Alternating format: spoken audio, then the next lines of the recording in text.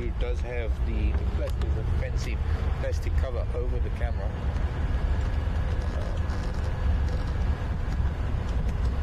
It could suddenly become quite heavy, and if it's going to be better.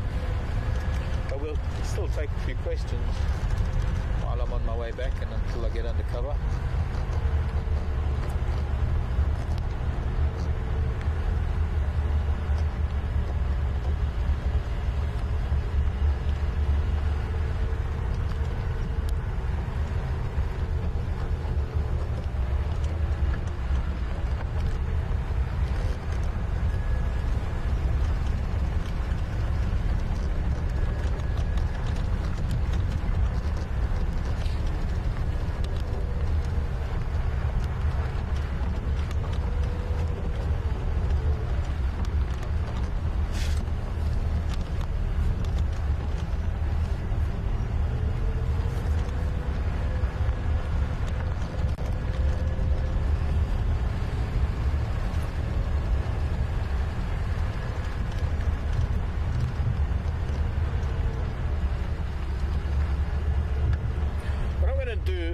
Is we're gonna go undercover, but while we got to get through the gate and all, I want to have to hand you over back to final control, and we'll just have a brief break. We're gonna just briefly break away from me in a minute or so. Well, actually very, very soon, as I get past this Voyatela sign on the road. In fact, as I turn off, we're gonna probably break away from me. I'm gonna get under the cover, and then I'll see you from underneath the cover in the carport just in less than a couple of minutes. I mean, very, very soon.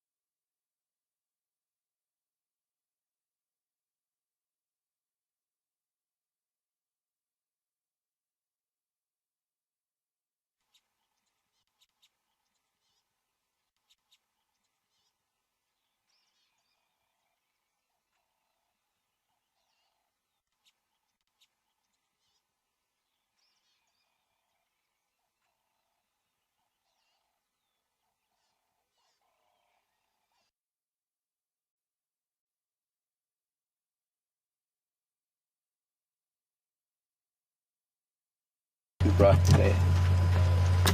That one. So, sorry, just trying to get this all right. It's not something we do very often. But Brent, no, there wouldn't be any danger, and generally the dogs would maintain a very safe distance. They would probably look at you. They would probably maybe even bark at you in their inimitable way, and they wouldn't really bother you much. If anything, they would take notice for a few seconds and turn away and trot away. I haven't ever experienced wild dogs being aggressive, even on the hunt, even feeding pups. I've never approached a den on foot. I never will do that. It's always invading the space a little bit too much.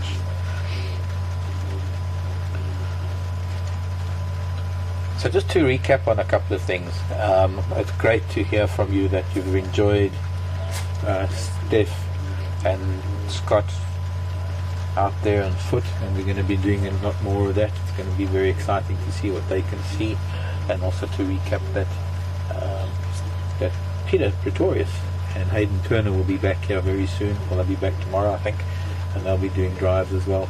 So great that that's happening. It's all gearing up for another couple of days with the Nat Geo Wild group, and of course the Big Cat Week, and that's going to be very exciting for us, all of us here at WildEarth. So that's another thing that's on the cards.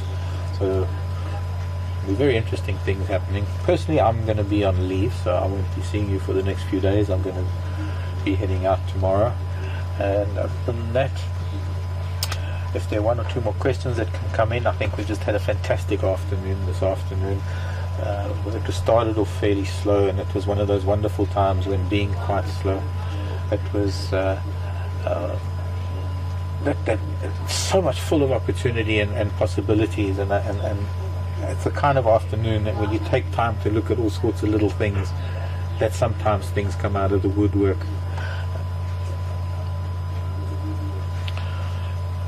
Question from Grace in Dallas.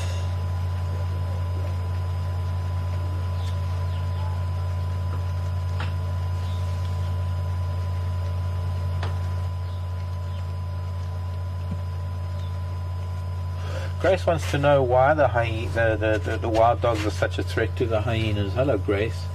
It's only a numbers game. There are times when if hyena caught a wild dog on its own, they would kill it.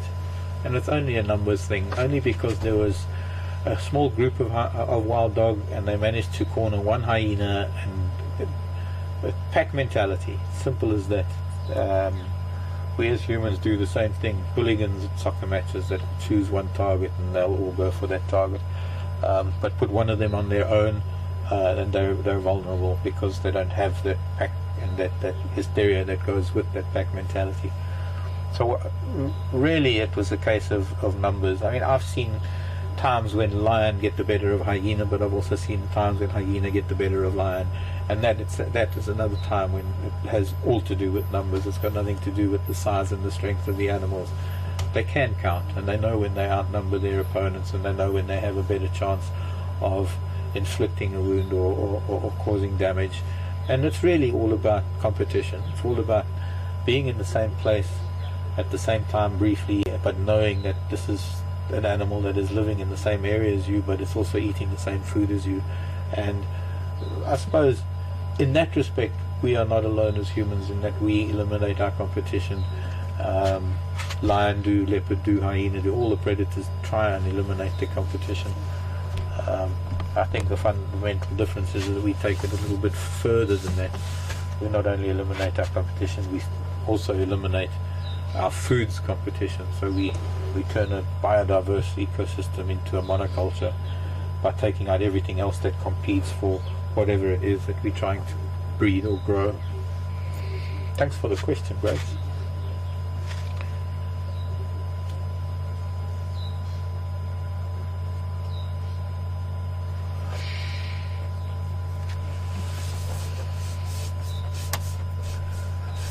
The other thing that was absolutely fantastic about this afternoon, before we even got to the interaction between hyena and wild dog, just the fact that we managed to see in the same place the two brothers of Karula. Now Karula is a very well-known leopard here. She's been around for 11 years. She was seen as a cub. Her mother Safari was a leopard that was followed before Karula was even born. Karula took over her mother's territory here at Juma at Gowrie, and we as WildEarth have filmed all of her litters. We've been around for all of her litters, and this is one of her last litters that we are watching now, the two males, Kanuma and Quarantine. And at this age of going on 2.5 years old, firstly it's rather unusual that both of them are still in their natal territory, in the territory that their mother raised them, that they haven't ventured further away. For that in itself is unusual, but what makes it even more unusual and more special, what makes it so amazing, is for us to be able to still witness them interacting, even if we didn't. Unfortunately, because of the distance and things, we couldn't see them making eye contact or even maybe making body language between each other. But the fact that they were together was a very interesting thing, and it brings us back to times when we used to see Misha and Duna together. But I think they were a lot younger the last time we saw them together. So from that point, it was unusual to see in the daytime the hyenas under the tree, and we had a very beautiful view of leopard in the tree, hyena under the tree, and then the leopard in the foreground, and that was just all shattered when the wild dog came in. So that combination of everything that we've just seen this afternoon, I think we could be filming here for the next 10 years. We might not ever see anything like that again. Of course, it might happen again tomorrow. That's the wonders and one of the beauties of being out here, and the joy that we get from being presenters here and going out every day, is the possibility that we're going to find something exciting like this. And we never know. We can drive around for hours and not see anything, and then all of a sudden there's just so much action, you just don't know where to point the camera or what to look at first. And I hope that's what's going to keep you coming back to our broadcast and to our drives, our sunrise and sunset drives every day, and as well as participate. I hope you've got a feeling for this wonderful interaction that we're able to have between viewers anywhere else on the planet and us sitting here in a vehicle in the middle of Africa. So it's just a wonderful thing. So overall, we've had a really amazing day in total. Been a very wonderful day as far as really special animals are concerned, having seen the secretary bird this morning, which is also a rather unique opportunity. We haven't seen secretary birds before. And thank you as well to all the messages that are coming in. I hope I'm going to have a wonderful leave. I know I am. I'm going to see my folks. I'm also going to be with my mom on Mother's Day, and that's going to be very special for both of us, and well, for the rest of the family. But it's been 3 years, so it's time. I went home to see the folks. Well, it's not my home, it's their home, because my home is the Timbavati. I'm going to be there too for a few days. I'm going to say hello to my Ellies. But love you lots. Goodbye from me, Mark, Andrew on camera, Nikki and Tara in final control. Love you lots.